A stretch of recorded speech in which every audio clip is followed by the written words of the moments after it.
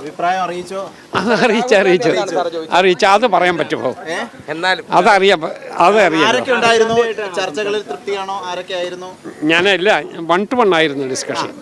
ഞാൻ അദ്ദേഹത്തോട് എല്ലാ കാര്യങ്ങളും പറഞ്ഞു. ഞാൻ പറഞ്ഞ എല്ലാം പേഷ്യൻ്റായിട്ട് അദ്ദേഹം കേട്ടു.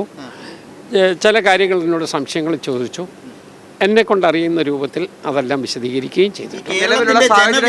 രാഹുൽ ഗാന്ധി അറിയിച്ചോ? കേരളത്തിന്റെ ഒരു വികാരം എന്താണെന്നുള്ളത് രാഹുൽ ഗാന്ധിയോട് പറഞ്ഞോ? എന്നോട് ചോദിച്ച ചോദ്യങ്ങൾക്ക് ഞാൻ ഉത്തരം പറഞ്ഞു.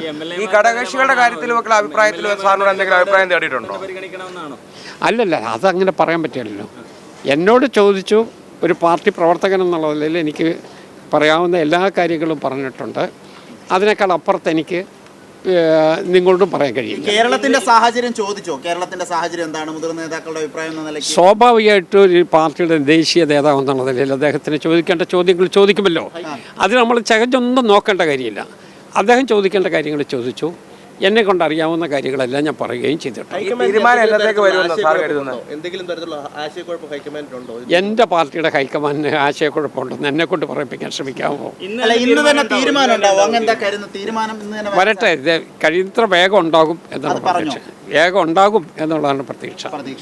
അക്കാര്യത്തിൽ രാഹുൽ ഗാന്ധി എന്തെങ്കിലും പറഞ്ഞിട്ടുണ്ടോ? തീരുമാനം ഉണ്ടാകുമെന്നോ? ഈ 3 നേതാക്കളല്ലാതെ മറ്റൊരു പേരിലേക്ക് ഹൈക്കമാൻഡ് പോകാനുള്ള സാധ്യതയുണ്ടോ? എനിക്കറിയില്ല. തിരുവഞ്ചൂര് KM എന്നൊക്കെ കേൾക്കുന്നുണ്ടേ. ഈ ഘടകകക്ഷികളുടെ അഭിപ്രായം പരിഗണിക്കേണ്ട എന്ന അഭിപ്രായം അതിനെ കുറിച്ച് ചോദിച്ചാൽ ഞാൻ എനിക്ക് പറയാവുന്ന കാര്യമൊക്കെ പറഞ്ഞു കഴിഞ്ഞു. ഓക്കെ.